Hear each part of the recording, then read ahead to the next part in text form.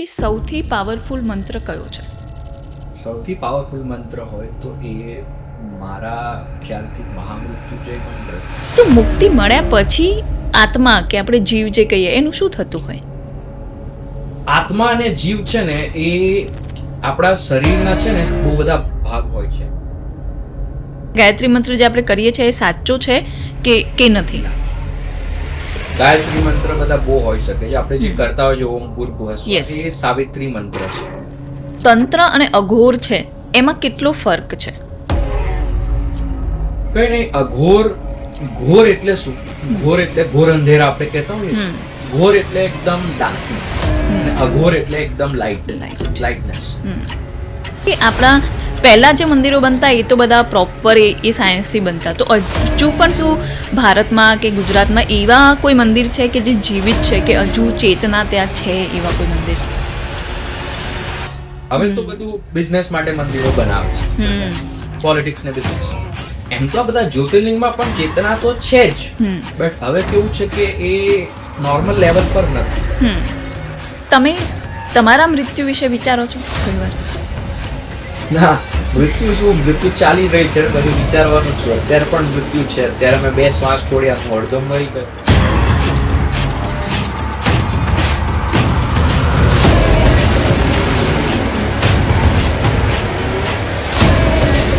નમસ્તે. આજે આપણો જીલ પટેલ એટલે કે સાયબર જીલ જોડે બીજો એપિસોડ છે. આ બીજો પાર્ટ છે, કેમ કે એમની જોડે નોલેજ જ એટલું છે કે એક પાર્ટમાં પૂરું થાય એવું જ નથી. 2 પાર્ટમાં પણ નહીં જ થાય, પણ આગળ એમની જોડે આપણે પોડકાસ્ટ કરતા રહીશું. પણ આ સેકન્ડ પાર્ટમાં પણ એમની મંત્રોનું મહત્વ સમજાવ્યું છે, કયા મંત્રથી શું થાય છે એ સમજાવ્યું છે. ઘણા બધા ટેમ્પલ્સ વિશે વાત કરી છે, એમના પર્સનલ અનુભવ વિશે વાત કરી છે, આપણે મૃત્યુ અને એના પછીની વાતો, આ બધું જ આજે આમાં વાત કરી છે. અને એમને જે આપણા વેદ પુરાણ, જે આપણા મહાભારત રામાયણ છે, એ બધા આપણા શરીર, આપણા જીવન જોડે કેવી રીતે જોડાયેલા છે એ આજે એમને એટલી અદ્ભુત રીતે સમજાવ્યું છે કે તમને જાણીને એકદમ નવાઈ લાગશે કે આવું પણ હોઈ શકે. તો આજનો એપિસોડ બિલકુલ જોવાનું નહીં ભૂલતા. આ ચેનલને સબસ્ક્રાઇબ કરો અને બેલ આઇકન પર દબાવી દેજો. ચલો મળીએ પોડકાસ્ટમાં. આવજો. નમસ્તે જીલભાઈ. તો આપણે આ સેકન્ડ પાર્ટ આપણે પોડકાસ્ટનું કરી રહ્યા છીએ. આની શરૂઆત હું કરવા માંગીશ કે સૌથી પાવરફુલ મંત્ર કયો છે? સૌથી પાવરફુલ મંત્ર હોય તો એ મારા ખ્યાલથી મહામૃત્યુંજય મંત્ર છે.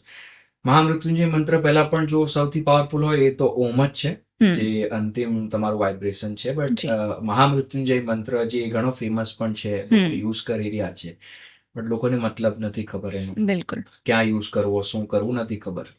મહામૃત્યુંજય મંત્રની જે લાસ્ટ 2-3 વર્ડ્સ છે, મૃત્યુ મોક્ષીય મામૃતાત, યસ, એ મંત્ર સમજાવવા શું માંગે છે ને એ આપણે સમજવાની જરૂર છે. લોકોને એવું લાગે છે કે આ મંત્ર મૃત્યુથી બચવા માટેનો છે. મૃત્યુથી બચવા માટેનો નથી. મૃત્યુ મોક્ષીય મામૃતાત. એમાં આવું કહેવામાં આવે છે કે આ જે મૃત્યુ અને જીવનનું બંધન છે ને, મને ખબર છે કે હું ઇમોર્ટલ, હું એક દિવસ મરીશ, મને ખબર છે, બટ એ બધું જવા દો.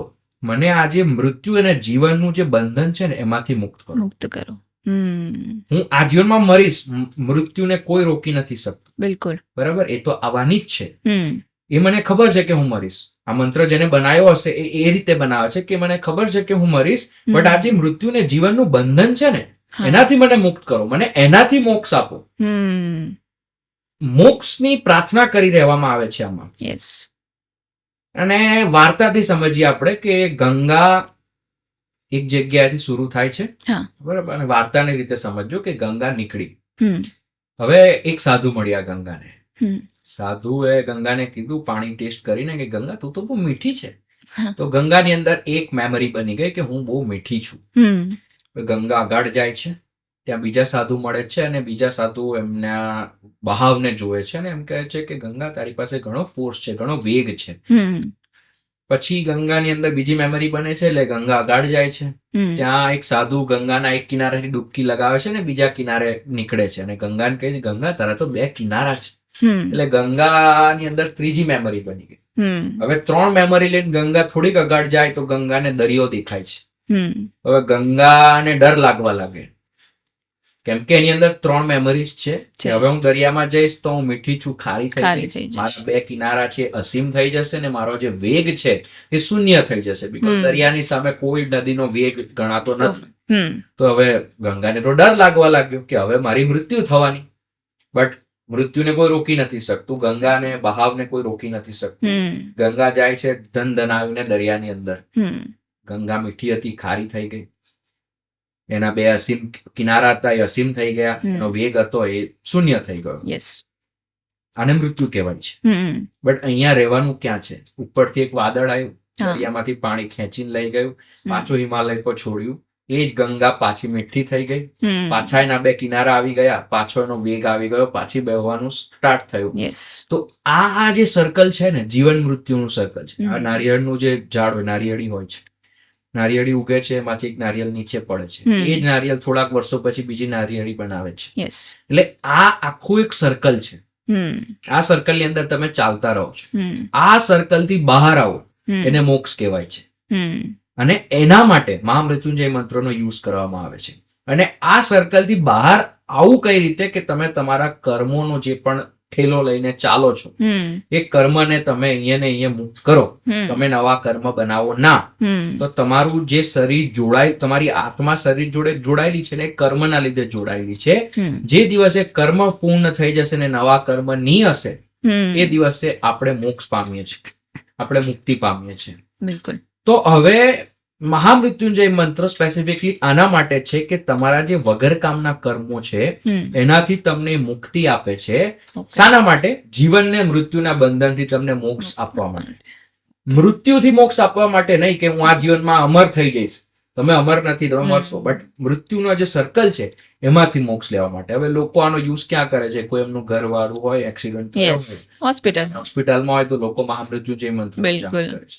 લોકોને ખબર નથી પડતી કે એ જે કોમામાં જતો હોય, માની લો કે કોમામાં છે, કોમામાં લોકો જાય ને એમના કંઈક કર્મો છે એના લીધે બંધાયેલા છે, બટ થોડાક સમય માટે કોમામાં રહી ગયા, એ કર્મના લીધે બંધાઈ રહેલા છે. બાકી કોમામાં ના જાત, એ મૃત્યુ પામી લે, બટ બીકોઝ થોડાક કર્મોના લીધે બંધાયેલા છે ને બહાર બેસીને એમની વાઈફ કે એમના છોકરાઓ મહામૃત્યુંજય મંત્રનો જાપ સ્ટાર્ટ કરે, તો જે કર્મ થોડા ઘણાના લીધે લટકી રહેલા હશે ધરતી પર, પતી જશે. બટ લોકોને આ વસ્તુનું જ્ઞાન નથી, એટલે લોકો ગમે ત્યાં યુઝ કરે છે મહામૃત્યુંજય મંત્ર. મહામૃત્યુંજય મંત્ર સાચે યુઝ કરવો હોય તો પોતાના માટે કરો કે મારા જે કર્મો છે એને સમાપ્ત કરો વગર કામના, અને મને આ બધા બંધનમાંથી મુક્તિ આપો. ઓકે, આ એક નવો વસ્તુ છે કે જે નહીં તો નોર્મલી તમે જેમ કીધું એમ કે ઘરનું કે કોઈ બી આપણું આસપાસનું બીમાર કે એવું કંઈ હોય તો આપણે કરતા હોય કે મહામૃત્યુંજય મંત્ર કરી લો તો એનાથી થઈ જશે સારું. લોકોને શું છે, એવું લાગે છે કે મૃત્યુ જે છે ને એક દિવસ થવાની છે અને હું જીવી રહ્યો છું, આ મારો જન્મ ચાલી રહ્યો છે આખો ને હું એક દિવસ મરીશ. બટ આનું ઊંધું છે. તમે બસ જન્મતા એક જ દિવસ છો, એક જ સમયના એક જ સેકન્ડમાં તમે બસ જન્મા. હવે આ તમારી મૃત્યુ છે. આને એક સરસ મજાના એક્ઝામ્પલ થી સમજાવું, જે મારું કામ છે ઓલવેઝ લોકોને કોન્સેપ્ટ ઇઝીલી આપી દેવા. બિસ્કિટ આપણે બધાએ ખાધા છે, પાર્લેજી લઈ લઈએ, બધાએ જ ખાધા હોય. હવે પાર્લેજીનું આખું એક પેકેટ હોય, બરાબર? એ પાર્લેજીના પેકેટમાંથી તમે એક પાર્લેજી બહાર લો, એ બધા કર્મો છે તમારા, બરાબર? પાર્લેજી એક પેકેટ 10 રૂપિયાના પેકેટમાં જેટલા હોય, માંથી એક પાર્લેજી બહાર આવ્યું એટલે તમારા કર્મ જેટલા હશે ને એમાંથી થોડાક કર્મ લઈને તમે જન્મ લીધો, બરાબર? હવે આપણે પાર્લેજી ખાવાનું સ્ટાર્ટ કરીએ તો પાર્લેજીએ જન્મ લઈ લીધો, આખું પાર્લેજી આપણા હાથમાં હતું, હવે આપણે એને ખાય જ. તો પાર્લેજી જન્મ આખો લઈ લીધો, પછી પાર્લેજી મરી રહ્યું છે, ખાતા જઈએ છે આપણે, એટલે જીવી નથી રહ્યું, એ મરી રહ્યું છે, કર્મ સમાપ્ત થઈ રહ્યા છે એના. તો આ જ છે જીવન મૃત્યુનો સહી મતલબ. લોકોને લાગે આપણે જીવી રહ્યા છે, આપણે મરી રહ્યા છે અત્યારે. જીવવાનું તો આપણે એક જ દિવસ હતું, પેલું એક જ સેકન્ડ હતું, જયારે તમે તમારી માના પેટમાંથી બહાર આવીને શ્વાસ લીધો, એ જ જીવન હતું. હવે મૃત્યુ છે. હવે આને હજુ નાની સ્કેલ પર લઈ આવીએ તો એવરી સેકન્ડ તમે શ્વાસ લો ત્યારે જીવો છો, શ્વાસ છોડો ત્યારે મરો છો. તો આ સ્મોલ સ્કેલ પર આ છે, બટ લાર્જ સ્કેલ પર સમજવું આને સાચું સમજ છે. સ્મોલ સ્કેલ પર તમે એને સમજી જ ના શકો કે આવું કેવું, શ્વાસ લઉં ત્યારે જીવું છું, શ્વાસ લઉં કાઢું ત્યારે મરી જાઉં છું, એ ના સમજ પડે. બટ મોટી સ્કેલ પર પાર્લેજીના એક્ઝામ્પલ થી સમજો તમને સમજ પડશે કે તમારા 10 રૂપિયાના પેકેટમાં આ બધા કર્મો છે, તમે ભેગા કર્યા છે, એને સંચિત કર્મ કહેવાય. એમાં તમે એક પાર્લેજી કાઢ્યું, એ પ્રારબ્ધ છે. આ બધું જે કરનારા છે એને યમરાજ કહેવાય ને. યમરાજ કોઈ ભેંસ પર બેઠો માણસ નથી. યમરાજ બસ આ કુદરતની ચેતનાનો સ્તર છે, જ્યાં તમારી આત્મા જે એના કર્મ છે એને એક નવી યોનિમાં લઈને આવે છે. કર્મ બહુ બધા છે, બટ અમુક જ કર્મ કોઈ વિચાર્યું કે આ માણસ 80 વર્ષ જીવશે, 90 વર્ષ જીવશે, આ નક્કી કઈ રીતે થાય છે? કુદરતી મોત નક્કી કઈ રીતે થાય એ કોઈ દિવસ કોઈ નથી વિચારતું. એનું કારણ આ છે કે તમારા જેટલા પણ કર્મો છે પેકેટમાં પાર્લેજીના, એમાંથી એક જ પાર્લેજી બહાર આવ્યું છે. યમનો મતલબ સાચો મતલબ થાય યમરાજ. યમરાજનો સાચો મતલબ છે લિમિટ કરનાર. તમારા ઠેલામાંથી થોડાક કર્મ તમને આપ્યા અને એ કર્મ જો એક સાથે આપી દે ને તો તમે ના કરી શકો. તો એ કર્મને લિમિટ કરીએ કે ભાઈ 80 વર્ષ થશે આ કર્મને પૂર્ણ થતા, તો આટલા કર્મ લઈને તું જા. તો જે થેલો હતો એને સંચિત કર્મ કહેવાય, જે બહુ બધા હશે હજુ આપણે, એમાંથી આપણે જેટલું લઈને આવ્યા પ્રારબ્ધ કહેવાય.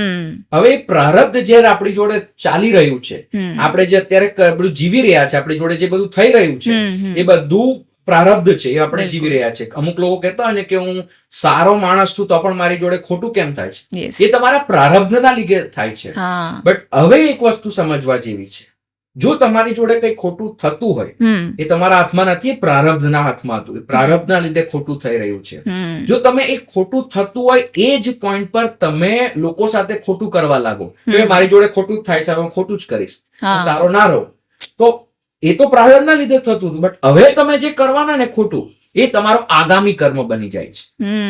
હવે એ તમે તમારા પ્રારબ્ધનું રિએક્શન આપ્યું. લોકો આ બે વસ્તુની વચ્ચે કન્ફ્યુઝ હોય, ફ્રી વિલ અને ડેસ્ટિની, કે બધું જો લખેલું હોય તો મારા હાથમાં શું છે અને મારા હાથમાં જ બધું હોય તો કર્મ શું છે? આનો સાચો જવાબ છે એકદમ સિમ્પલ ઉદાહરણથી, 2 પગ છે તમારી પાસે.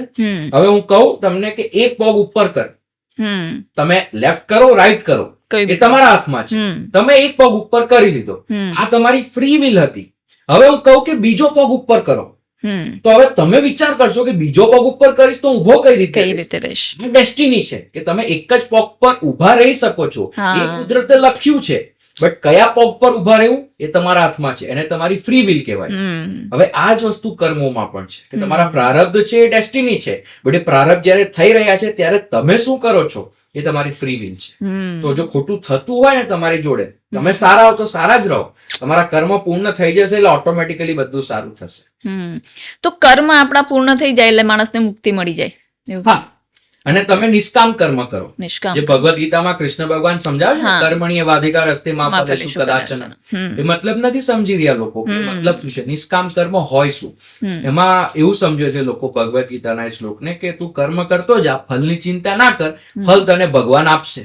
એટલે કશે ને કશે તો છે જ કે ફળ ભગવાન આપવાનો છે, હું કર્મ કરું પણ ફલ તો મને મળવાનું છે. એ નથી સમજાવી રહ્યા કૃષ્ણ ભગવાન. નિષ્કામ કર્મનો મતલબ કે તમને ફલ સાથે કોઈ લેવા દેવા નથી. ફલ ના મળે તો પણ તમને લેવા દેવા નથી.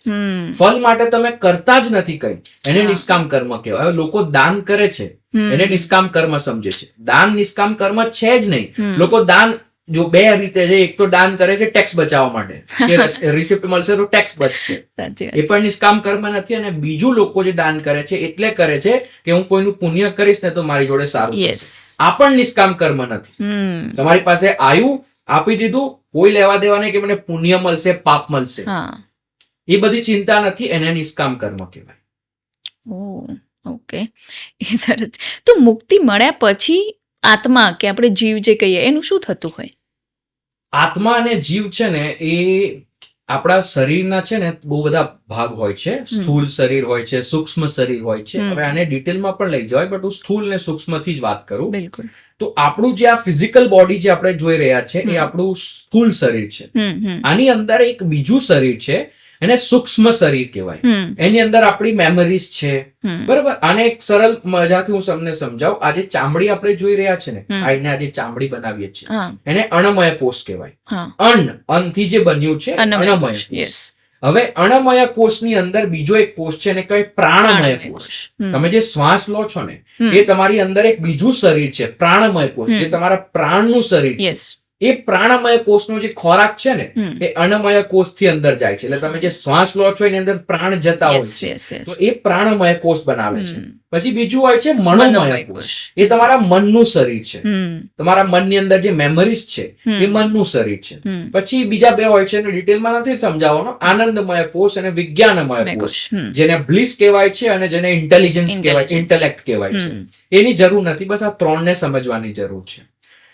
તમારું જે મૃત્યુ થાય ને એ બસ તમારા અણમય કોષનું થઈ રહ્યું છે, બરાબર. અણમય કોષ ને મનોમય કોષ એટલે તમારું મન અને તમારા આ ફિઝિકલ શરીરને જોડવા વાળું જે છે ને એ પ્રાણ છે, પ્રાણમય કોષ છે. યસ. હવે આપણે કોઈનું મૃત્યુ થાય તો આપણે કહીએ કે પ્રાણ એના જતા રહ્યા, પ્રાણ એને ત્યાગી દીધા. તો હવે જે તમારું અણમય કોષ ને મનોમય કોષની વચ્ચે જે વચ્ચે હતું, જે બંનેને કનેક્ટ રાખતું હતું, એ પ્રાણમય કોષ છે. નાનું છોકરું માના પેટમાં હોય ને ત્યાં સુધી એ બસ અણમય કોષ છે, શરીર જ છે. જેવું બહાર આવે ને, જેવું શ્વાસ લઈને એટલે એની મન સાથે જોડાઈ ગયું, શ્વાસ એને લીધો એટલે કરંટ ચાલુ થઈ ગયો, તો હવે એક આખું મનુષ્ય બની ગયો એ, બરાબર. જેવા પ્રાણ જતા રહ્યા એવું વચ્ચેથી બસ ખાલી પ્રાણ જતું રહ્યું, એટલે જે સ્થૂળ શરીર હતું, જે શરીર ખાવા પીવાથી બન્યું એ મર્યું, બટ મનોમય કોષ જે હતો એ નથી મરતો. એ હવે બીજી યોનિમાં જાય છે. જેટલા મેમરીઝ હતા એ બધું લઈને, એટલે આપણે કહે છે કે જો ભી કિયા ધરાય વો તેરે સાથ વાપિસ આયેગા, બરાબર. તો એ મનોમય કોષ બીજી યોનિમાં જાય છે. હવે બીજી યોનિમાં જઈને એને બીજું એક અન્નમય કોષ મળે અને એક પ્રાણ ધરતી પાસે લે છે, એટલે પાછો એક નવો મનુષ્ય બને છે, પુનર્જન્મ. એટલે તમારું જે મનોમય કોષ છે ને હંમેશા ચાલતું રહે છે, અને આને જ ચિત્રગુપ્ત કહેવામાં આવે છે. યમરાજ જોડે બીજા હોય ચિત્રગુપ્ત.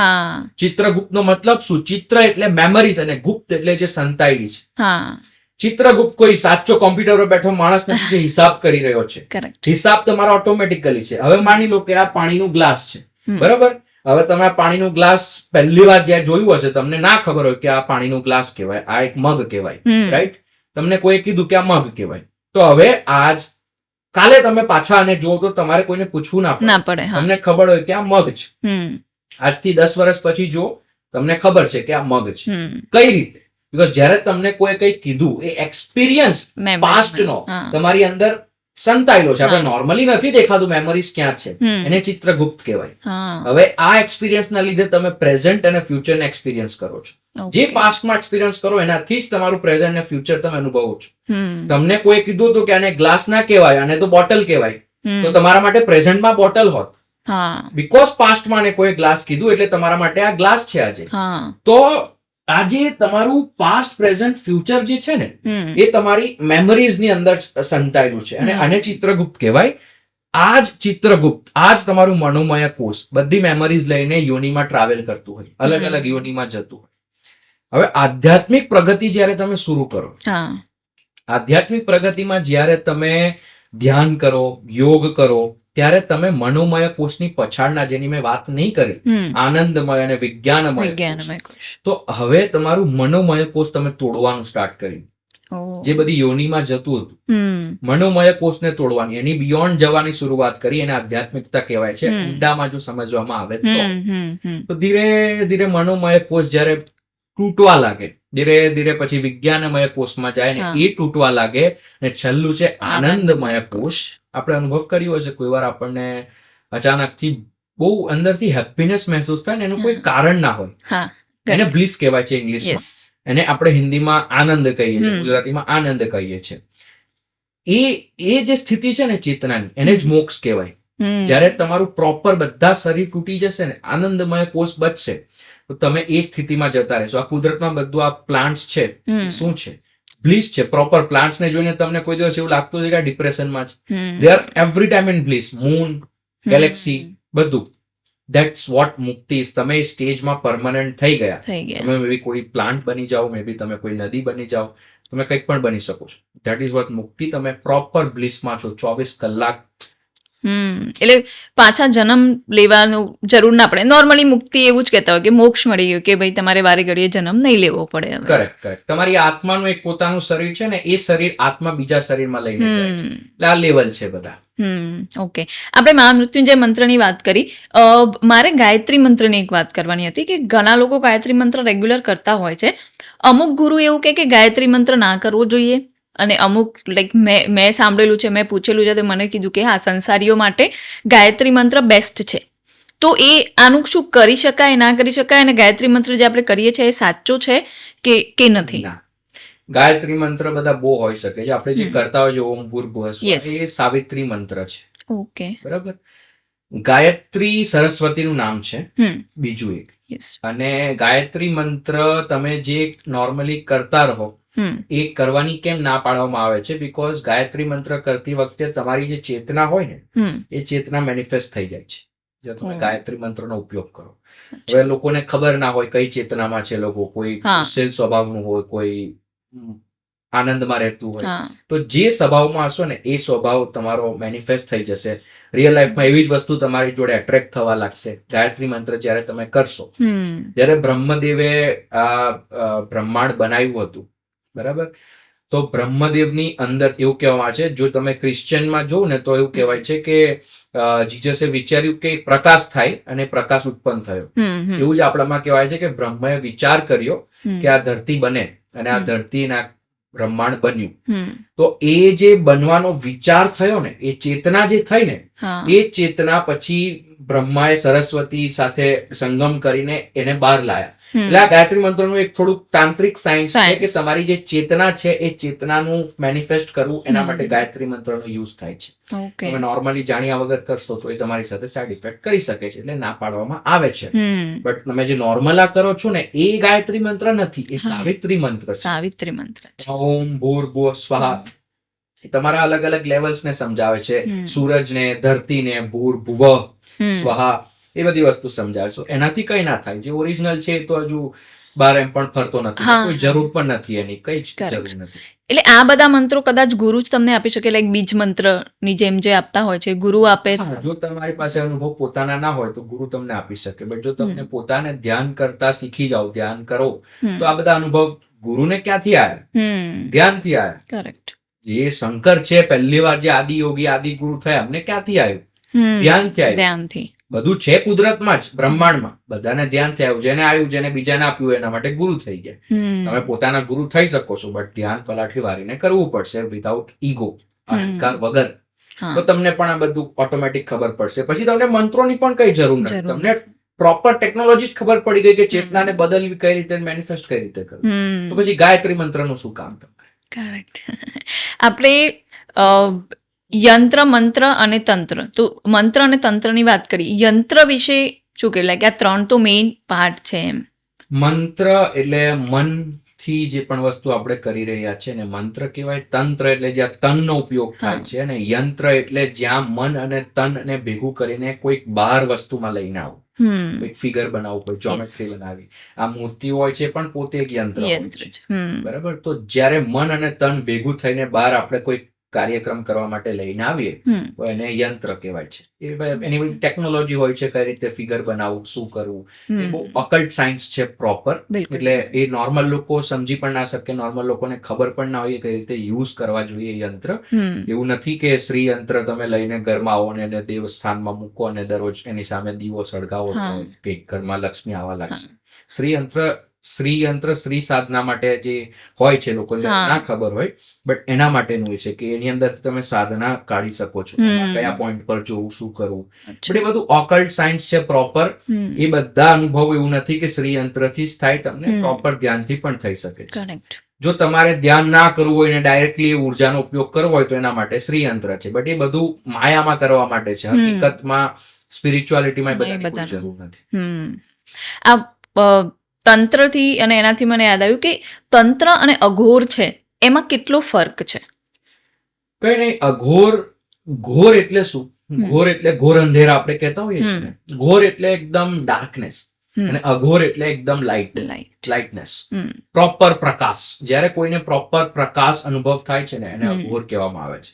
આપણે પોતે ઘોર અઘોરની ચેતનામાંથી ગુજરતા હોઈએ છીએ. રાત્રે આપણે સુવા જઈએ તો એ ઘોર છે, જેવું આપણે ઉઠીએ તેવું પાછું અઘોર છે, પ્રકાશ છે. અંધકાર પ્રકાશ, અંધકાર પ્રકાશ. પ્રકાશ વગર અંધકારનું કોઈ મહત્વ નથી, અંધકાર વગર પ્રકાશનું. વર્ષો સુધી જો દિવસ જ દિવસ હોય તો રાત શું છે આપણને ખબર જ ના હોય, ને રાત હોય તો દિવસ શું છે આપણને ખબર નથી. તો ઘોર અને અઘોર બંને એક બીજા વગર અધૂરા છે, બંને એક સાથે ચાલે છે. રાત્રે તમે સુવા જાઓ ને ત્યારે અઘોર હોય છે, પહેલા આંખમાંથી આંખ બંધ કરો ત્યાં સુધી પ્રકાશ છે, પછી તમે ઘોરમાં જાઓ છો. હવે જયારે તમે અઘોરથી ઘોરમાં જાઓ, તમે કંઈક વિચારતા હો, માની લો તમારે સવારે 5 વાગે ઉઠવાનું, તમે રાત્રે સુતા સુતા વિચારતા રહ્યા 5 વાગે ઉઠવાનું છે, સવારે તમે 5 વાગે જ ઉઠો છો. બરાબર. તમે ઘોર અઘોરથી આખી એક સાધના છે, ઘોર અઘોર સાધના કહેવામાં આવે છે. અને જયારે તમે લાઇટ થી ડાર્કનેસ થી લાઇટમાં જાઓ, જે વિચારીને જાઓ એ જ પાછું ત્યાંથી સ્ટાર્ટ થાય છે. તમે જયારે જીવનના અંતિમ સમયમાં વિચારશો, પછી તમે મરી જશો એટલે ઘોર છે, ડાર્કનેસ, મરી ગયા. પછી પાછો નવો જન્મ થશે તો જે સ્ટેટ ઓફ માઇન્ડમાં મર્યા ને એ સ્ટેટ ઓફ માઇન્ડ થી શરૂ થશે. અને હું આ નથી કેતો પોતે, ભગવદ્ ગીતામાં કૃષ્ણ ભગવાન કહીને ગયા છે આ વસ્તુ. તો આ જે અઘોરીઓ છે ને, આ વસ્તુને જે જાણી ગયો એ અઘોર છે. તમે જાણી ગયા તમે પણ અઘોરી છો. જે એકવાર જો આ કોઈ માણસ જાણી જાય ને તો એ વૈરાગ્ય થઈ જાય, બધું છોડીને જતો રહે, કશું નથી આમાં, પછી શું કામ, એને ફરક જ ના પડે પછી કોઈ વસ્તુ. અઘોરી કહેવાય. એટલે એવું નથી કે અઘોરી એટલે તમે ભસ્મ ચોપડો, તમે પોતે અઘોરી બની શકો છો, તમે જીવતા પણ અઘોરી બની શકો છો મટીરિયલ લાઈફમાં. કરેક્ટ. જેમ કૃષ્ણ હતા, એમને બધું કર્યું, લીલાઓ કરી, બટ સ્ટીલ એમને ખબર હતી બધું, પણ અઘોરી હતા, બટ લીલાઓ કરતા અઘોરી. એ છે. એ આ કાશીમાં મેઇનલી આપણે અગર નિયર બાય રિજનમાં જોવા જઈએ તો કાશીમાં બહુ બધા અઘોરી હોય છે. તો મેઇનલી બીકોઝ અઘોરી શિવજીની પૂજા કરતા હોય છે એટલે શિવની જગ્યાએ અઘોરી વધારે હોય. હા, જે બધું જાણી ગયો એ શિવને જાણી ગયો, શિવ એટલે કંઈ જ ના.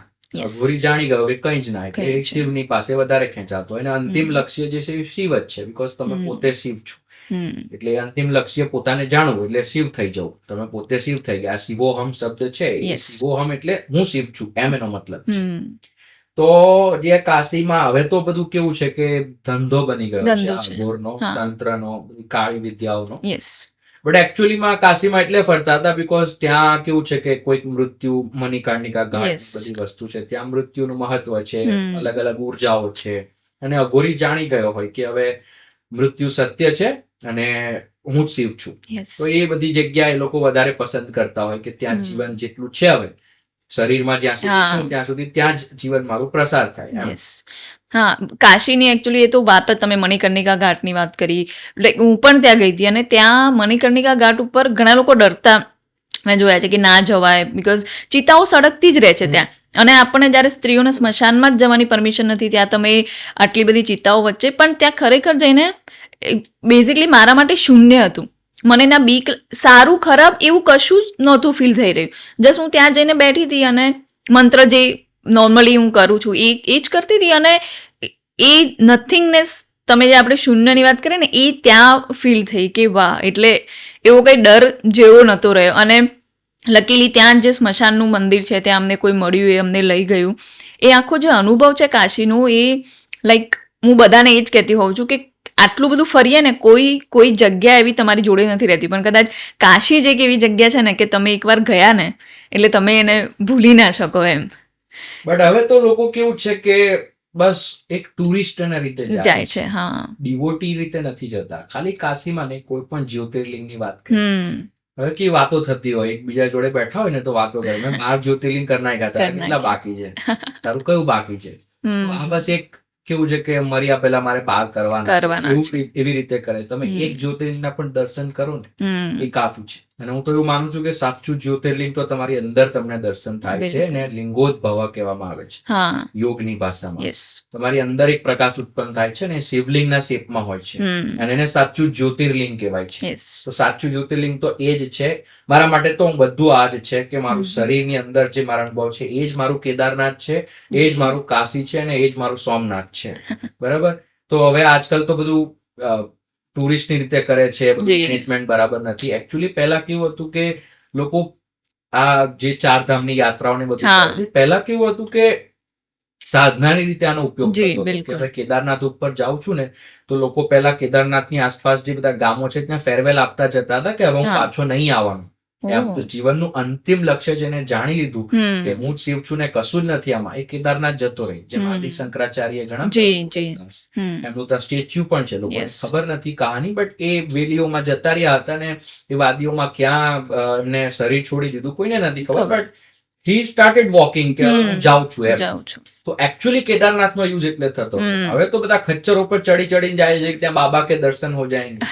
બાબા કે દર્શન અંદર પહેલે અંદર પહેલા કરવાનું એ છે. પણ અત્યારે છે ને બધી જગ્યાએ છે ને ટુરિસ્ટ પ્લેસ જ બનાવી દીધું છે, અને ઘણા બધા લાઈક જ્યોતિર્લિંગ મોસ્ટલી આપણે જઈએ ને તો જોયું તો લોકો ધક્કા જ મારતા હોય. પૂજારી તમને એક સેકન્ડ ત્યાં જઈને જોવા પણ ના મળે. ગર્ભગૃહમાં બેસવા ના મળે. મંદિરની સિસ્ટમ એટલે બનાવી હતી કે ગર્ભગૃહની અંદર તમને બેસો.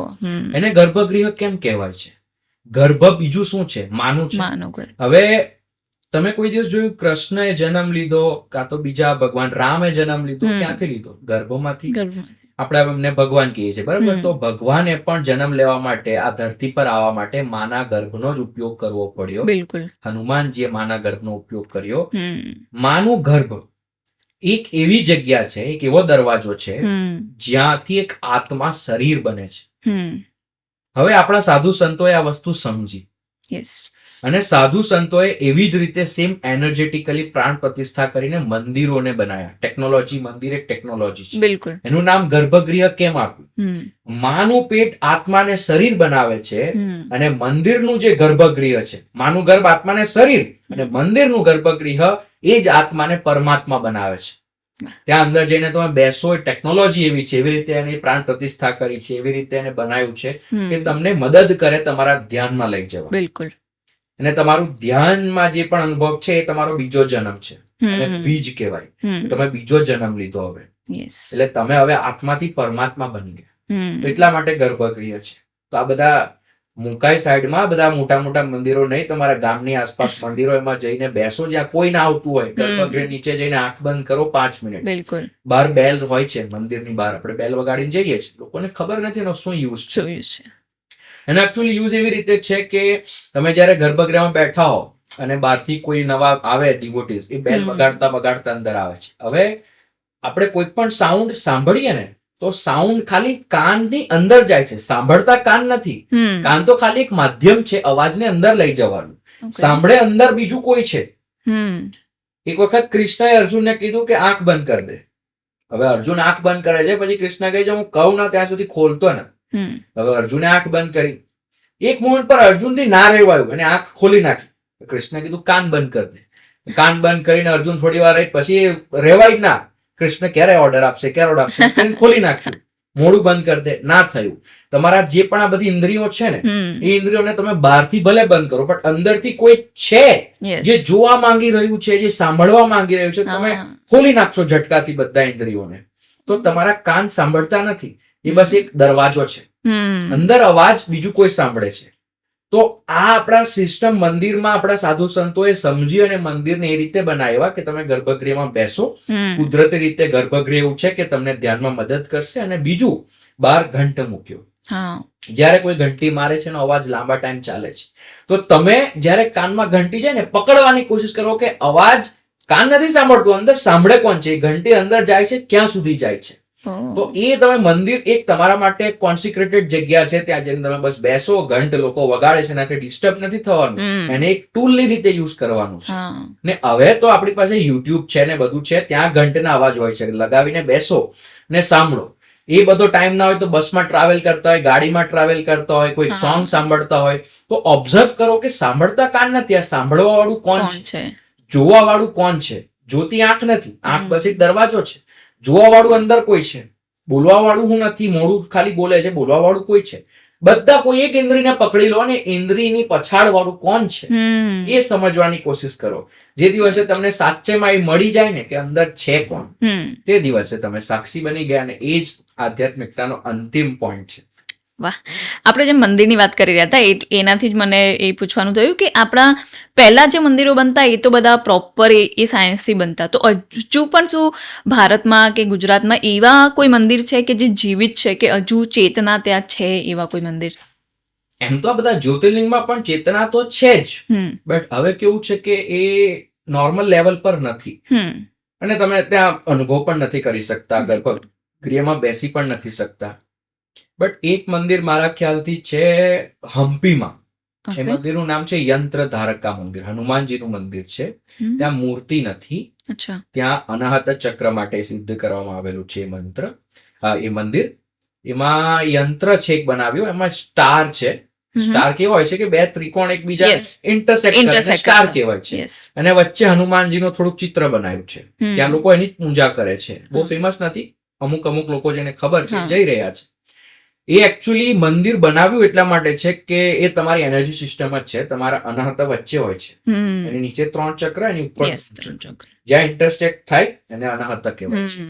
તો એ મંદિર એટલા માટે બનાવ્યું છે કે ત્યાં જઈને કોઈ બેસે ને એના અનાહતમાં એવો ઇફેક્ટ થશે કે એ મીરા બીજી, એ બીજો સબરી, વાહ. એવી ભક્તિ તમારી અંદર ઉત્પન્ન થશે. ત્યાં તમારે હનુમાનજીની જે ભક્તિ હતી ને એ ભક્તિને અનુભવી હોય, હનુમાનજીને નહીં, હનુમાનજીની જે રામ પ્રત્યે ભક્તિ હતી એ ભક્તિ અનુભવી હોય તો એ યંત્ર ધારકા મંદિર. એવી રીતે ઘણા બધા હશે, એવું નથી કહેતો, હશે, ડિસ્કવર ના થયા હોય. કદાચ તમારા કુલદેવી કુલદેવતાના મંદિરે જાઓ, જે પબ્લિક ના આવતું હોય, તમારા ગ્રામની અંદર અમુક પહેલાના જે જૂના ગામડાઓ છે એમાં ગ્રામ દેવતાના નાના નાના મંદિરો હોય, ત્યાં જઈને બેસો, શોધો. જ્યાં ભીડ ના આવતી હોય ને એવા મંદિરે જાઓ, એ મંદિરમાં ઉર્જા હોય જ. હા, અને જૂના મંદિરો ખાસ તો પ્રાણ પ્રતિષ્ઠા ને એ બધું પ્રોપર કરેલું હોય એટલે એની એનર્જી આઈ થિંક અલગ હોય છે. હવે તો બધું બિઝનેસ માટે મંદિરો બનાવે છે, પોલિટિક્સ ને બિઝનેસ. હા, એ તો છે, કેમ કે આપણને ના ખબર હોય, પણ જ્યારે મને પણ એવી ખબર પડી કે મારા ગામમાં જે મંદિર એ બ્રાહ્મણોનું ગામ હતું અને લગભગ 1200 વર્ષ પહેલા પ્રાણ પ્રતિષ્ઠા કરી અને પછી એને બનાવવામાં આવેલું, ત્યારે ખબર પડી કે આપણા નજીકમાં પણ આવું હોઈ શકે, કદાચ આપણને ના ખબર હોય, એટલે એવું પોસિબલ છે. ધ્યાન છે કે મોટા મોટા મંદિરે જઈએ, કેદારનાથ જઈએ, પાસેનું કોઈ જોતું નથી, અને બધી જ વસ્તુમાં એવું છે, નજીકનું જોતા નથી, દૂરનું જ જોઈએ છે. એકચ્યુઅલી આ તમે જ્યોતિર્લિંગની વાત કરીને, હું લગભગ 6-7 જ્યોતિર્લિંગ મેં કરેલા છે, પણ કોઈ બીમાં આપણને એક તો બેસવા તો બિલકુલ ના મળે. મને બેસ્ટ લાગ્યું ને બધામાં તો આપણા દ્વારકામાં દારૂકાવન જે નાગેશ્વર છે એમાં પબ્લિક ઓછી હોય છે, શાંતિથી તમે અંદર જઈ પૂજા અંદર ગર્ભગૃહમાં બેસી શકો છો.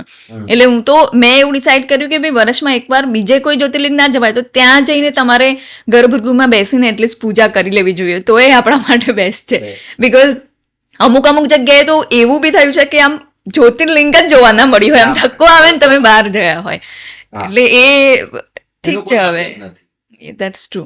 તો આપણે હમણાં મુક્તિની વાત કરતા હતા કે મુક્તિ લાઈક મર્યા પછી શું થાય, અને મુક્તિ જેમ તમે કીધું કે આ યોગ આધ્યાત્મના તમે એ સ્તર પર પહોંચી જાઓ ત્યારે તમને મુક્તિ મળી જાય. તો તમે તો અત્યારે આધ્યાત્મના બહુ સારા સ્તર ઉપર છો, તમને શું લાગે છે તમને મુક્તિ મળી જશે આ જન્મમાં? શું ખબર, ખબર નહીં, બસ ધ્યાનની પ્રગતિ પર ચાલી રહ્યો છું. ધ્યાનની અંદર મને મુક્તિનો અહેસાસ થાય છે, એટલું બહુ છે. હું પોતે એવું સમજી રહ્યો છું, ધીરે ધીરે મારી ચેતના લેવલ પર પહોંચે છે કે હું આ બધું છું જ નહીં.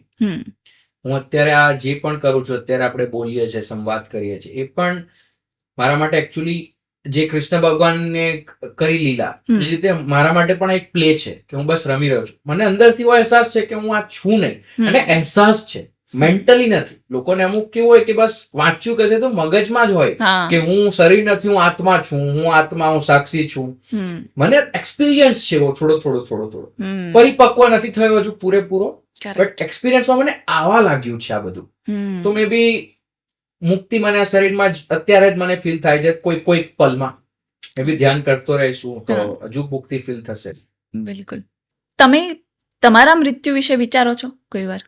ના, મૃત્યુ ચાલી રહી છે ને પછી વિચારવાનું જ છું. અત્યારે પણ મૃત્યુ છે, અત્યારે મેં 2 શ્વાસ છોડ્યા, હું અડધો મરી ગયો, તો મૃત્યુ ચાલી રહી છે. એના માટે વિચારવાનું પણ શું કારણ? જે વસ્તુ આપણા હાથમાં છે ને, જે સત્ય છે, એના માટે શું કામ વિચારવાનું? ઓકે.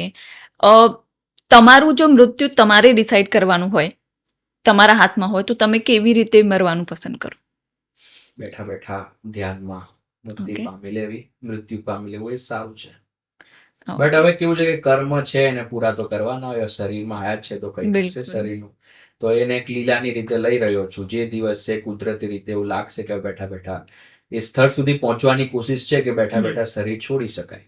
આ જન્મમાં નહીં તો આવતા જન્મમાં, બટ ગમે ત્યાં એ વસ્તુ કરશું, અને બધાએ જે કરવું પડશે એક ના એક દિવસ. બિલકુલ.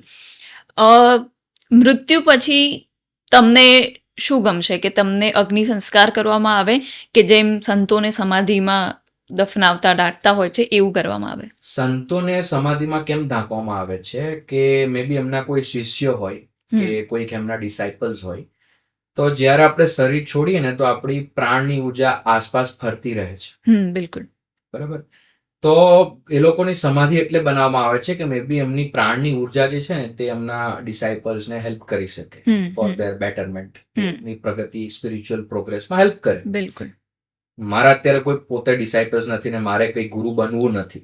હું તો બસ નોર્મલી જે એક્સપિરિયન્સ છે લોકોને સમજાવી રહ્યો છું. મારે આ બધું કરવામાં કોઈ ઇન્ટરેસ્ટ છે નહીં. તો બેસ્ટ એ છે કે જે અગ્નિ સંસ્કાર થાય તો અગ્નિ સંસ્કારમાં તમારું શરીર બળી જાય તો તમારા પ્રાણ પર મુક્ત થઈ જાય છે. કેમ અગ્નિ સંસ્કાર કરવામાં આવે આપણા કલ્ચરમાં? બીકોઝ આપણું કલ્ચર સમજે છે કે આપણા જે પ્રાણ છે ને એ લટકતા રહે છે જ્યાં સુધી શરીર જીવતું હોય. આપણે કોઈ દિવસ ઓબ્ઝર્વ નથી કર્યું, બટ જ્યારે કોઈને આપણે ઘરમાં મરી જાય ને સળગાવીને આવીએ ને પછી બધું શાંત થઈ જાય છે. બરાબર. એનું કારણ જ એ છે કે જેવું એ માણસનું બોડી ગયું, ભસ્મ થઈ ગયું, એટલે એના જે પ્રાણ હોય ને એ પણ ધીમે ધીમે મુક્ત થવા લાગે, એ પણ કુદરતમાં ભેગા થવા લાગે. પંચ તત્વોથી શરીર બન્યું છે, અગ્નિ, વાયુ, આકાશ, પૃથ્વી, જલ. તો જેવું શરીર બળી જાય એવી રીતે આ બધા તત્વો એની મેળાએ એની પોતપોતાની જગ્યાએ જવા લાગે. હવા હવા સાથે ભેગી થઈ જાય, જલ જલ સાથે, પૃથ્વી પૃથ્વી જોડે, એવી રીતે. તો જેવું એ તત્વો ભેગા થાય ને એવું ઘરમાં શાંતિ થઈ જાય. એટલે એવું કહેવામાં આવે છે કે કોઈ આપણું મરી ગયું હોય ને એમના કપડા ના પહેરો કે કંઈક હોય ને ના રાખો ઘરમાં, કે એમના પ્રાણ ત્યાં લટકતા ના રહે, એમના પ્રાણ થવા દો.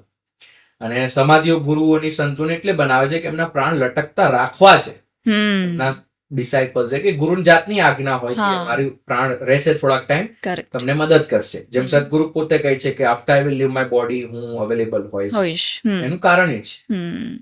કાં તો ડાયરેક્ટ સદગુરુ, ઇવન ઇફ કોઈ સદગુરુને મે બી હી વોન્ટ્સ કે અગ્નિ સંસ્કાર થાય, જેમ ઓશોના થયા હતા અગ્નિ સંસ્કાર, સ્ટીલ ઓશોની જે ભસ્મ હતી એને એની સમાધિમાં મૂકવામાં આવ્યું. આપણે ભસ્મને પણ ગંગામાં વહાવી દઈએ છીએ કે આપણે એનું જે અંતિમ સંસ્કાર પતે પછી વિધિ કરીએ છીએ, એટલે છે કે એ ભસ્મ પણ જતું રહે. બટ મે બી ઇફ સદગુરુ કે એનીવન, હું પણ એવું ઈચ્છું કે મારે શરીરને અગ્નિ સંસ્કાર જ આપવું છે, બટ મારી જે ભસ્મ છે ને you can keep for your spiritual progress, તો થોડાક ટાઈમ માટે રહે, પ્રાણ પરમનન્ટ તો ના જ રહે. એટલે સદગુરુ એવું કહે છે કે હું થોડા ટાઈમ માટે રહીશ, મર્યા પછી પણ. એનું કારણ આ છે. આવી રીતે રહી શકે છે. એટલે કદાચ મૂવીઝમાં બી આ જ કોન્સેપ્ટથી બતાવતા હશે કે જ્યારે કોઈ ભૂત કે હોરરમાં બતાવે ને તો એવું કહે કે એની અસ્થિઓ કે એના હાડકા શોધો, કંઈક દફન કર્યા હોય તો એને કાઢે, કે એની કોઈ વસ્તુ અને પછી એને સળગાવે તો એ પરમનન્ટ મુક્તિ મળી જાય. તો કદાચ એ કોન્સેપ્ટ આપણા સનાતન ધર્મમાં પહેલાથી જ છે કે આને સંપૂર્ણ રીતે એને અહીંયાથી મીટાવો તો એ થઈ શકે. જમીનમાં એને બરી કરો ને તો પણ પ્રાણ એક ટાઈમ પર જમીનમાં પણ ડિકમ્પોઝ તો થશે, વાર લાગશે. આપણું કલ્ચર સમજે છે કે તરત એને રફા દફા કરો એટલે બીજી યોનિમાં જવાની શરૂઆત કરે. એટલે આપણે લટકાવીને નથી રાખતા. એટલે આપણે માણસને મરી જાય ને પછી સૌ કહીએ છીએ અને આપણે નામથી નથી પુકારતા. આપણે તરત ઘરવાળા પણ કેવા શરીર જ કહે છે, શરીર છે લઈ જઈએ. સાચી વાત. ભલે ગમે રાકેશ રમેશ જે હોય, આપણે નથી કહેતા કે રાકેશને લઈ જાય, શરીરને હવે સળગાવી. રાકેશ ગયો. તમને કોઈ વસ્તુથી ડર લાગે ખરો? ડર લાગતો હતો ઘણી બધી વસ્તુથી, બટ જેમ જેમ અનુભવ થાય ને ધ્યાનના કે હું કઈ નથી, પછી ડર બધા ધીમે ધીમે જતા રહે છે. જો આ સાધુ સંતો સાચા હોય ને એ મુફત હોય, એ લોકોને કઈ જ ફરક ના પડતો હોય, કોઈ સત્ય સમજાવે છે તો ડર કોઈનો ના હોય. તમારે પકડવા હોય ને કે કયો ગુરુ ઢોંગી છે, કયો સંત ઢોંગી છે, તો એ ભીતો હોય બોલવા પહેલા, કેમ કે પોતાનું વિચારે છે. પોતાનું ત્યારે જ માણસ વિચારે જયારે અહંકાર અંદર રહી ગયો હોય ને, જે સાધુ થઈ ગયો ને એની અંદર અહંકાર ના હોય. તો ડર કોઈ વસ્તુનો ના લાગે. નોર્મલી મને નાનો હતો ને જે રાઇટ્સ છે, સ્પીડ છે, એ બધી વસ્તુથી ડર લાગતો હતો. હજુ પણ લાગે શરીરથી જોવા જઈએ તો, પણ અંદર ચેતનામાં ખબર છે કે હું નથી આ બધું. તો એ ડર એક જગ્યાએ લાગે ને એક જગ્યાએ ના પણ લાગે. બટ હા, એવું એક નોર્મલ મટીરિયલ લાઈફમાં વાત કરું તો મને હજુ પણ જે આ બધી રાઇડ્સ હોય એનાથી ડર લાગે. બાકી બીજી કોઈ વસ્તુનો ડર નથી. ભૂત પ્રેત પાણી એ બધી વસ્તુનો ડર નથી. આ ભૂતની વાત કરી, તમે માનો છો ભૂત પ્રેત હોય છે? એવું ભૂત પ્રેત હોય છે જ્યાં સુધી માણસના કર્મ સાથે બંધાયેલો હોય ને કોઈ માણસ, અને મે બી કોઈ એક્સિડન્ટ થી કે કંઈક રીતે શરીર છૂટી જાય, બટ સ્ટીલ કર્મ સાથે બંધાયેલું છે એની આત્માનું, તો એને અહીંયા લટકતા રહેવું પડે. જે દિવસે કર્મથી મુક્તિ મળી એ દિવસે જતી રહેશે. એટલે હોય છે ભૂત પ્રેત. એને નામ આપણે આપ્યા છે ભૂત પ્રેત, બટ હોય છે આપણી આસપાસ પણ હોય. આપણને ખબર ના પડે કોઈ વાર, એ બધાને નુકસાન ના કરતું હોય, એટલે હોય ભૂત પ્રેત. ઓકે. પણ એનાથી બીવાની જરૂર નથી, બીકોઝ એ કશું ના કરી શકે આપણને જ્યાં સુધી એમાં એટલી બધી ઉર્જા ના હોય ત્યાં સુધી. નોર્મલ લોકોના ભૂત પ્રેત આત્માઓ આપણા કરતા કમજોર હોય છે. આપણે શરીરમાં હોઈએ ત્યાં તાકાત છે, શરીરની બહાર આત્મા પાસે તાકાત નથી. એટલે નથી. પિક્ચરોમાં જે બતાવ્યું હકીકતમાં છે નહીં. અચ્છા. એટલે બીજાની અંદર ઘૂસી જાય ને આત્માઓ. કેમ? કેમ? શરીર શોધે છે, બીકોઝ એ કમજોર છે. યસ. આત્મા પોતે કશું ના કરી શકે. અને તમે શરીર તમારું બરાબર રાખશો ધ્યાનથી, કોઈ આત્મા કોઈ ગ્રહોની મજાલ નથી કે તમને છેડી શકે. કરેક્ટ. તમને આટલી ઇન્સ્પિરેશન અને મોટિવેશન ક્યાંથી મળે છે? કુદરતથી. જેમ દત્તાત્રેયને મળી હતી ને 24 ગુરુ એમના કુદરતી હતા. અને ફૂલ જોયું કે સવારે જ ખીલે છે, કેમ રાત્રે નહીં? તો એમને ત્યાંથી બ્રહ્મ મુહૂર્ત શું છે એ જાણ્યું. એવી રીતે કુદરતથી મારા માટે ઇન્સ્પિરેશન આવે છે બધી વસ્તુ. નદીને તમે વહેતા જુઓ, ઘણું બધું ત્યાંથી ઇન્સ્પિરેશન તમને આવશે. એવું છે. સૌથી પાવરફુલ ભગવાન, દેવી કે દેવતા કયા? પાવરફુલ જો તમે પાવરની વાત કરતા હોવ તો સૌથી પાવરફુલ તમારી નજદીક જે છે એ કાલ ભૈરવ, ઓકે. હનુમાન. આ બધાઓ કેમ અત્યારે આજના ટાઈમ પર આટલા બધા ફેમસ છે? બહુ જ. આટલી બધી વાતો કેમ કરી રહ્યા છે? કાલ ભૈરવ પહેલા કોઈ ફેમસ ભગવાન નતા. કાલ ભૈરવ એક ગ્રામ દેવતા હતા. એ કોઈ ગ્રામ દેવતાની રીતે એમની પ્રતિષ્ઠા કરી હતી ને એમને પ્રકટ કર્યા હતા. હવે આખા ઇન્ડિયામાં, આખા હિન્દુ સનાતન ધર્મોમાં કેમ ફેમસ છે? બીકોઝ હવે એ ટાઈમ છે. અત્યારે સૌથી પાવરફુલ શું છે? સમય, કાલ, કલયુગ કહેવાય છે. કેમ કહેવાય? સમયને. તો એટલા માટે કાલ ભૈરવ અત્યારે સૌથી તાકાતવર છે. અને આપણી સૌથી નજદીક પણ એ જ છે. આપણી સૌથી નજદીક સમય છે. બિલકુલ. એ સૌથી તાકાતવર છે. તમે અલગ અલગ જગ્યાએ જતા હશો, તમારો આધ્યાત્મનો આટલો એક્સપિરિયન્સ છે, તો તમને કોઈ એવી એનર્જીસ કે કોઈ એવા પોઝિટિવ કે નેગેટિવ એવા કોઈ એક્સપિરિયન્સીસ તમારી જોડે થયા છે? મારા માટે હવે જો એક્સપિરિયન્સ થતા હોય ને તો હું એને પોઝિટિવ નેગેટિવની કેટેગરીમાં નાખતો નથી. મારા માટે એક્સપિરિયન્સ બસ એક એક્સપિરિયન્સ છે. હું કન્ક્લુડ નથી કરતો કે આ પોઝિટિવ થયો કે નેગેટિવ થયો. ઓકે. બટ મારા માટે આ સવાલનો જવાબ આપવો એટલે અઘરો છે, કેમ કે પહેલા મારી જોડે જે થતું હતું નેગેટિવ પોઝિટિવ એ મને કશું હવે યાદ જ નથી. ઓકે. થયું હશે ઘણું બધું, બટ મને મારી ચેતનામાં યાદ નથી બધી વસ્તુ. બીકોઝ હવે હું એને કન્ક્લુડ નથી કરતો કે આ થયો એ પોઝિટિવ છે કે નેગેટિવ. અનુભવની રીતે લઉં છું. પણ આ આધ્યાત્મમાં આટલું તમે પ્રોગ્રેસ કર્યો, એના પછી કોઈ એનર્જીનો એવો અનુભવ કે આભાસ એવું કંઈ તમને થયો હોય, એવું કોઈ એક્સપિરિયન્સ? એવું તો ક્યારે થાય જ્યારે તમે મે બી કોઈ ધ્યાનમાં વધારે અંદર ઉતરી જાઓ. તો કોઈક વાર મારી જોડે સ્ટાર્ટિંગમાં એવું થયું હતું, અત્યારે તો નહીં. બટ મે બી શરીર થોડુંક તૈયાર હતું, થોડુંક નતું તૈયાર. તો આપણે ધ્યાન કરીને ત્યારે આ મુદ્રા બનાવીને ધ્યાન કરતા, યોગ મુદ્રા આમ કરી. કરેક્ટ. લોકોને ખબર નથી કે આમ કેમ છે. આ તમારા પ્રાણનો ફ્લો રાખવા માટે હોય છે. તો અચાનકથી એવું કંઈક અનુભવ થયો, એ કુંડલિનીનો હોય કે શક્તિનો હોય અંદરની. બટ શરીર નતું તૈયાર અને અંદરથી હાઈ વોલ્ટેજ નીકળી ગયો બહાર. તો હવે એના માટે હું અચાનક ગહેરા ધ્યાનમાંથી ચોકી ગયો અને મારા આંગળા ફટ દઈને ખુલી ગયા. એ કેમ થયું? એનર્જી બહાર નીકળવાનો રસ્તો શોધી લીધો. મારું શરીર તૈયાર નહોતું. તો એ ટાઈમ પર મેં થોડુંક અનુભવ કર્યું હતું કે આ ઉર્જા છે કઈ રીતે. અને ત્યાંથી મને સમજ પડી કે ઉર્જાને ઉપર સુધી લાવી કઈ રીતે. પહેલા શરીરને તૈયાર કરવો પડશે. હું શરીરને તૈયાર કરી રહ્યો છું અંદરથી અત્યારે. ઓકે, બરાબર છે. તમે તમારા વિડીયોઝમાં છે ને એક મેનિફેસ્ટેશન અને એ બેસ્ટ ટાઈમ પૂજા કરવા માટેનો, આપણે લોકો 10 વાગે 12 વાગે જ્યારે જેને ટાઈમ મળે ત્યારે પૂજા કરતા હોય છે, તો બેસ્ટ ટાઈમ પૂજા કરવા માટેનો કયો છે? એવું કહેવામાં આવે છે, એક યોગમાં શ્લોક છે, દીના ન પૂજ્ય લિંગમ રાત્રે ચૈવ ન પૂજ્ય તે સર્વદા પૂજ્ય લિંગમ દીના રાત્રિ નિરોધ. એનો મતલબ છે કે ના દિવસમાં ના રાતમાં શિવલિંગ કે શિવની પૂજા ત્યારે કરો જ્યારે દિવસ ને રાતનો સંગમ હોય. હવે એકચ્યુઅલી એ તમે બહારથી જોવા જાવ તો પણ કરેક્ટ છે અને અંદરથી જોવા જશો તો પણ કરેક્ટ છે. હું અંદરથી સમજાવતો. તમારા નાકની અંદર 2 નાડીઓ છે, ચંદ્ર નાડી, સૂર્ય નાડી, ઈડા પિંગલા. કોઈ વાર ઈડા ચાલતી હોય, કોઈ વાર પિંગલા ચાલતી હોય. કરેક્ટ.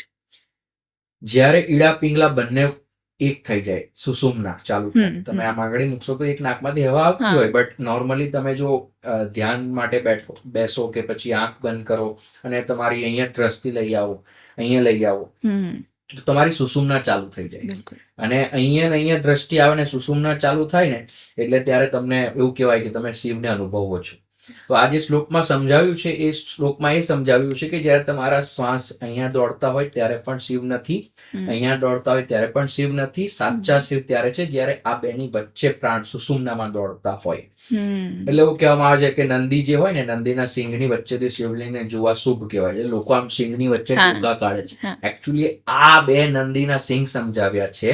જો તમે આ બાજુ જોશો ને તો તમારું આ નાક સ્ટાર્ટ થઈ જશે. આ બાજુ દ્રષ્ટિ રાખશો, અહીંયા ધ્યાન કરશો, આ જગ્યા પર ધ્યાન કરો 5 મિનિટ સુધી તો તમારું આ નાક સ્ટાર્ટ થઈ જશે. બટ જો તમે અહીંયા કાં તો અહીંયા ધ્યાન કરો તો તમારી જે સુષુમ્ના છે થોડાક ટાઈમ માટે એક્ટિવ થાય છે. એટલે એવું કહેવાય છે કે નંદીના સિંહની વચ્ચે જો, એટલે આ જમણો અને લેફ્ટ રાઈટ સિંહ છે એની વચ્ચે જુઓ ત્યાં તમને શિવ દેખાશે. એટલે લોકો એલા મંદિરમાં જઈને આમ કરીને જુએ.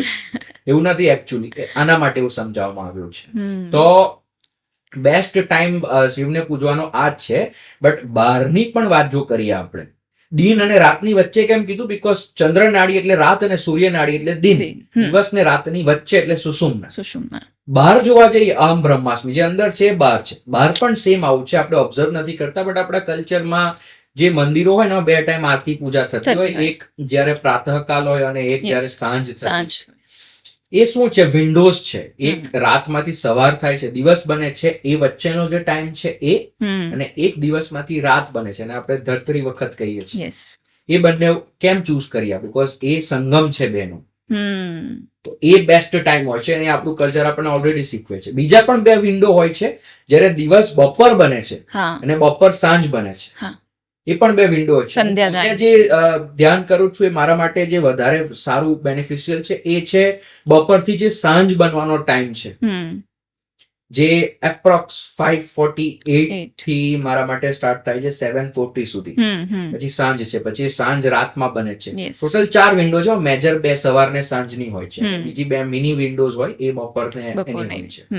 તો એવી રીતે તમારે સૌથી બેસ્ટ ટાઈમ હોય તો તમે આવો ચૂઝ કરી શકો છો. જ્યારે સંગમ થતું હોય બેનો, જ્યારે બપોરથી સાંજ થતી હોય, સાંજથી રાત થતી હોય, એના સંગમની વચ્ચે કોઈ મંત્ર પણ ત્યારે તાકાતવર થઈ જાય છે. તમે પૂજા કરો, જ્યોત સળગાવો, બધું ત્યારે તમને વધારે અનુભવ આપી શકે.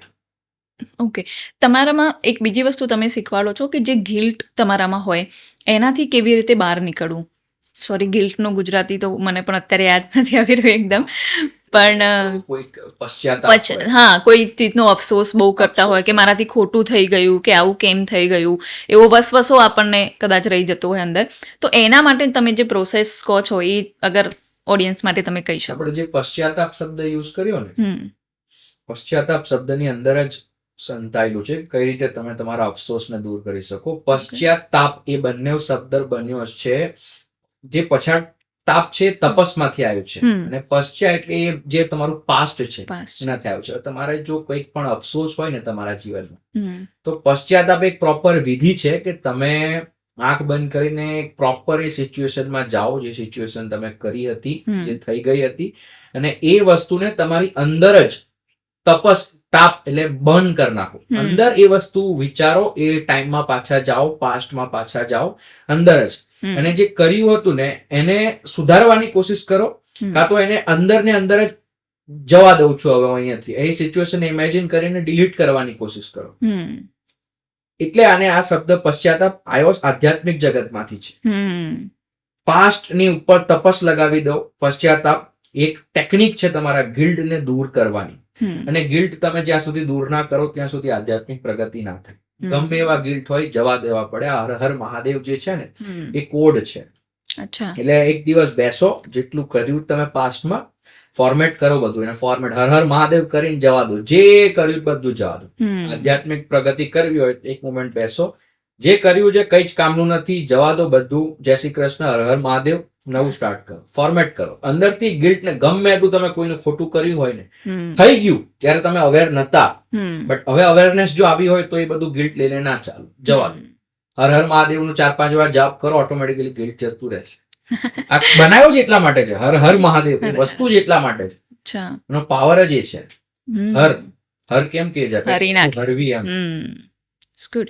આપણે હમણાં જે તમે પહેલા વાત કરી કે સંસારમાં રહીને આધ્યાત્મની તમે વાત કરતા હતા, તો મારો આ ક્વેશ્ચન હું વિચારતી હતી કોઈ મને મળશે તો હું જરૂર પૂછીશ કે જ્યારે તમે કોઈ એક રિલેશનમાં લાઈક હસબન્ડ વાઈફ તમે હો, સંસારમાં રહીને પણ તમારે આધ્યાત્મ ફોલો કરવું છે, હવે આધ્યાત્મમાં એવું ઘણા બધા કહેતા હોય છે કે એક્સપેક્ટેશન નહીં રાખવાની સામેવાળાથી બહુ, પણ અગર જો આ સંબંધમાં તમારું એક્સપેક્ટેશન ના રાખો ને તો એ સંબંધનો ખબર નહીં, એ જે રસ હોય છે ને એ ઓછો થઈ જતો છે. ઘણા બધા લોકો જોડેથી મેં સાંભળ્યું પણ છે અને આ એક્સપિરિયન્સ કરેલું છે કે આપલે જે બંધ થઈ જાય, એક્સપેક્ટેશન બંધ થઈ જાય તો સંબંધ ખબર નહીં ક્યાંક નીરસ થતો હોય ને એવું લાગે. તો આ બેલેન્સ કરીને કેવી રીતે આધ્યાત્મ કરી શકે? એ ખાલી પતિ પત્નીની વચ્ચે પ્રેમ સંબંધમાં નહીં, એ ભક્તિમાં પણ થાય છે. તમે ભગવાન એટલે જ ભજી રહ્યા છો કારણ કે તમે ત્યાંથી કઈ એક્સપેક્ટેશન્સ રાખો છો. ભગવાન જો આ સિસ્ટમ ના હોત કે ભગવાન તમને વરદાન આપ કોઈ વસ્તુ, તો તમે ભગવાનને ભજો જ શું કામ? ભગવાનને આપણે એટલે ભજીએ છીએ કેમ કે કઈ આપલે કરવું છે આપણે. બાકી લોકો ભજતા નથી ભગવાનને. તો મારી જેવું કોઈ હોય, મારે કશું લેવું નથી તો હું ભગવાનને ના ભજું. મારે કશું નથી લેવું એમની પાસે, બધું જ છે મારી પાસે. અને આ જ એક સાચો ભક્તિનો માર્ગ છે જ્યાં તમારું કોઈ જ એવું એક્સપેક્ટેશન્સ નથી કે મને કંઈક જોઈએ છે કે મને કંઈક આપો અને ત્યાર પછી હું ભક્તિ કરું ને, તો એ સાચી ભક્તિ છે. એ જ સાચો પ્રેમ પણ છે. જ્યારે તમારી જેટલી પણ કન્ડિશન્સ છે, એક્સપેક્ટેશન્સ છે એ જતી રહે અને તમે પછી કોઈને પ્રેમ કરો, એ સાચો પ્રેમ છે. બટ જો તમે નોર્મલ લાઈફમાં રહેવા માંગતા હોય, મટીરિયલ લાઈફમાં રહેવા માંગતા હો, તો એક્સપેક્ટેશન્સ નોર્મલ છે આપણી અંદર ઉત્પન્ન થવી કે હા મારી વાઈફ છે, મારું પાર્ટનર છે તો મારા માટે આવું કરે, આવું કરે. એ એકચ્યુઅલી એક્સપેક્ટેશન્સ ને આપણે નેગેટિવ રીતે લઈએ છીએ. જો તમારી એક્સપેક્ટેશન્સ ખોટી ના હોય, નોર્મલ તમારા જે સંગમ છે, જે ક્રિએટ બોન્ડ કર્યો છે તમે એકબીજાની વચ્ચે, એ બોન્ડને પ્રતિપલ રાખવા માટે જો તમે એક્સપેક્ટેશન્સ રાખતા હો ખોટા મતલબ માટે, then that expectation is good. જેમ કે હું ભગવાન જોડે એવી એક્સપેક્ટેશન રાખું કે મને મારી આધ્યાત્મિક પ્રગતિમાં મદદ કરો, હું એમને એટલા માટે ભજું, તો એ એક્સપેક્ટેશન્સ મારી સાચી છે. મને પૈસો આપો, મને દોલત સોરત આપો, મને સારું ઘર આપો, મને આ કરો, એ કરો, એ એક્સપેક્ટેશન્સ બેકાર છે.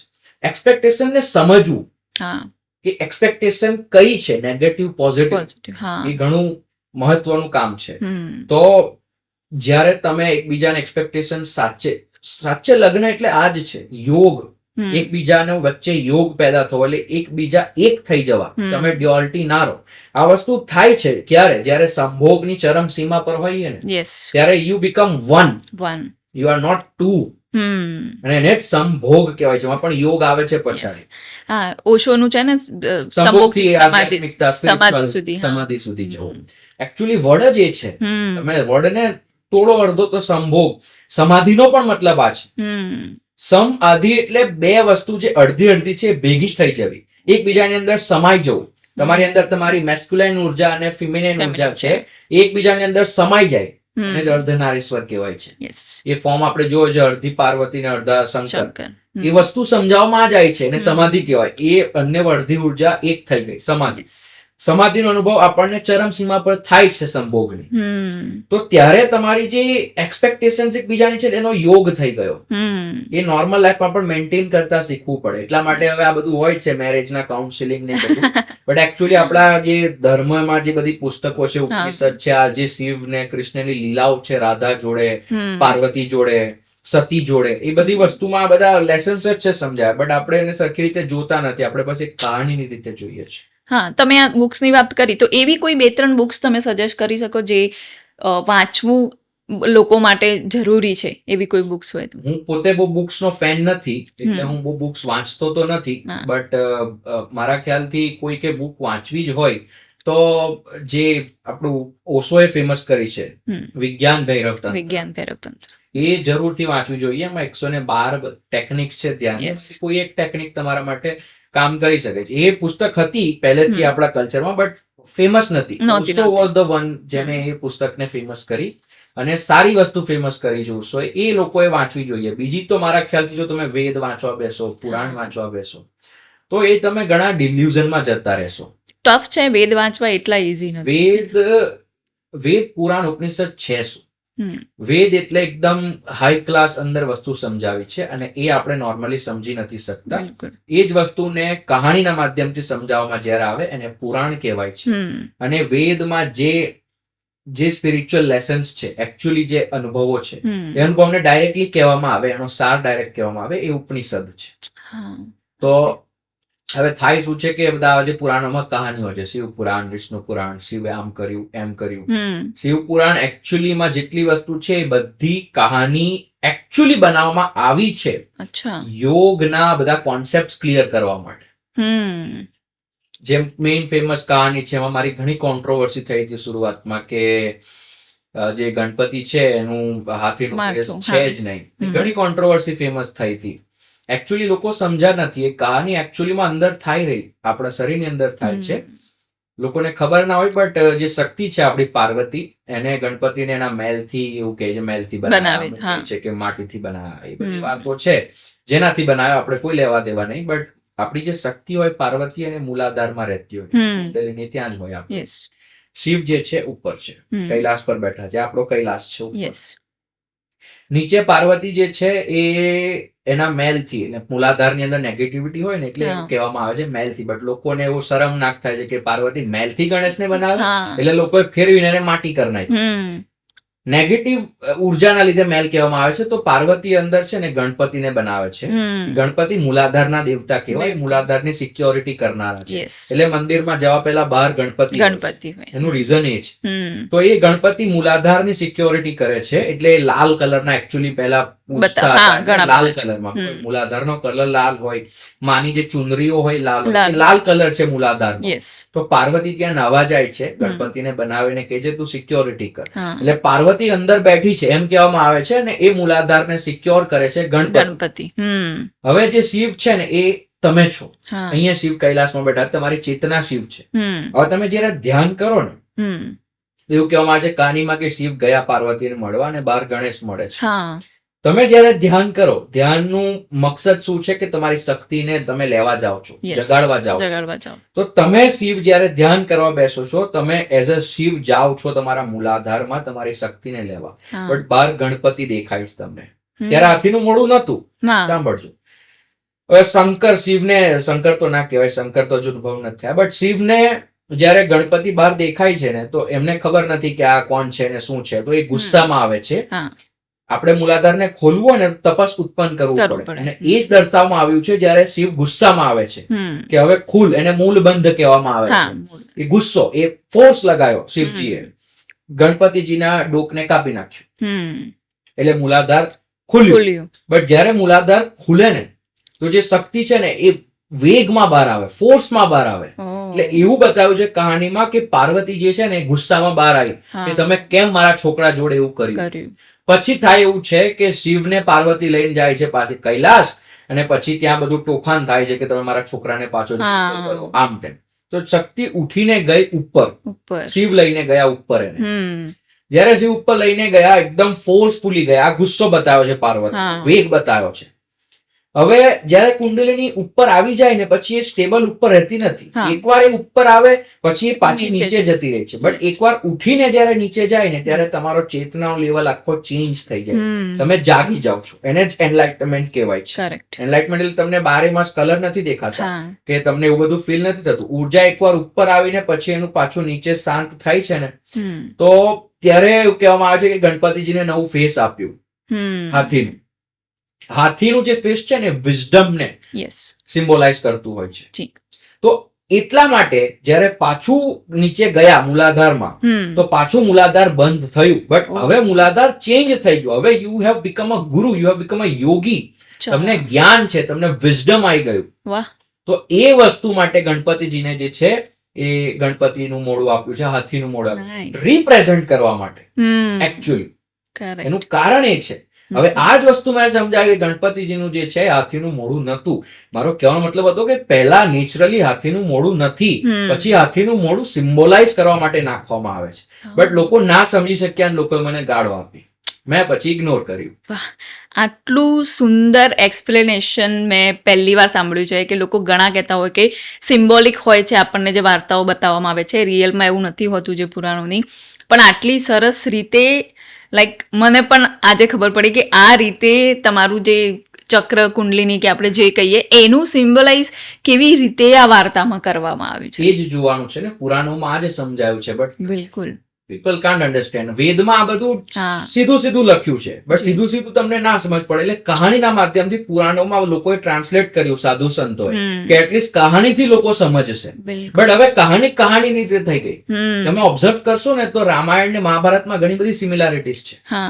રામાયણમાં જે હનુમાનજી છે પંચમુખી અવતાર ધારણ કરે છે, એ તમારા 5 પ્રાણને દર્શાવે છે. Yes. ને મહાભારતમાં પણ 5 પાંડવ છે. પાંડવ છે. કોઈ દિવસ ઓબ્ઝર્વ કર્યું નથી કોઈ. હા. ને મહાભારતમાં જે રથ છે અર્જુન, એની ઉપર હનુમાનજી છે. હનુમાનજી છે. ત્યાં પણ પ્રાણનો જ સિમ્બોલાઇઝેશન છે. હમ. રામાયણમાં જે આખું રામાયણ છે હમ. કે તમે જે રામ છે એ રામ સેતુ બાંધીને જાય છે સીતાને લેવા. લેવા. હા. અહીંયા પણ સેમ છે, શંકર ને પાર્વતી જેવું. પાર્વતીજી. શક્તિ જે છે લંકામાં રાવણ લઈ ગયો છે, રાવણ નેગેટિવિટીને હમ. દર્શાવે છે, મૂલાધારની અંદર નેગેટિવિટી, ત્યાં કિડનેપ કરીને લઈ ગયો છો.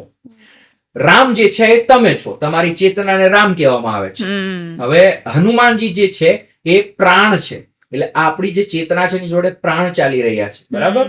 હવે રામ હનુમાનજી સાથે જાય છે લેવા માટે, રામ સેતુ બાંધે છે. રામ હા. સેતુ બાંધવો એટલે આસનમાં બેસવું, બેસવું. સિદ્ધ આસનમાં બેસવું, એને રામ સેતુ કહેવાય છે. હમ. જો તમે રામ સેતુ બાંધો તો તમે ત્યાં લંકાથી લાવી શકો છો પાર્વતીને પાછા. તો એકચ્યુઅલી રામ સેતુ જે છે એ તમારું સિદ્ધ આસન છે. તો હવે હું કહું કે રામાયણ આ રીતે છે, hmm. People will not understand. Correct. Actually એવું નથી કહેતો કે રામાયણ મહાભારત ના થઈ હોય કોઈ દિવસ, હા. થયું હશે, હમ. બટ એ કોઈક એવી રિયાલિટી છે એની અંદર ફિક્શન એડ કરીને હમ. આપણી પાસે લાવવામાં આવ્યું છે. યસ. સાચું જૂઠું ખબર કોઈને નથી. હમ. હમ. હમ. હમ. જે ભક્ત છે એના માટે રામાયણ છે, યોગી છે એના માટે રામાયણ એક સાધના છે. સાધના છે. સેમ મહાભારતમાં ઘણા બધા એવા કોન્સેપ્ટ છે, હમ. દ્રૌપદીના અને બધા. મહાભારત પર મેં એટલું સમયમાં કર્યું નથી, બટ રામાયણ પર મેં કર્યું છે. હમ. હનુમાનજી પ્રાણ છે, રામ ચેતના છે, સીતા જે છે એ કુંડલિની છે, રાવણ જે છે એ નેગેટિવિટી લંકા છે. કરેક્ટ. કરેક્ટ. તો this is what Ramayana is.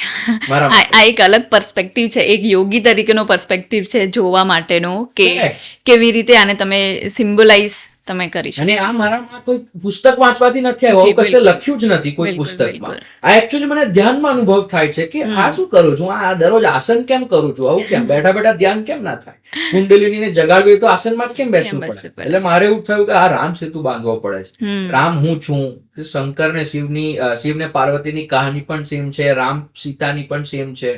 હમ. આવું છે, ડેપ્થ છે અહીંયા. Correct.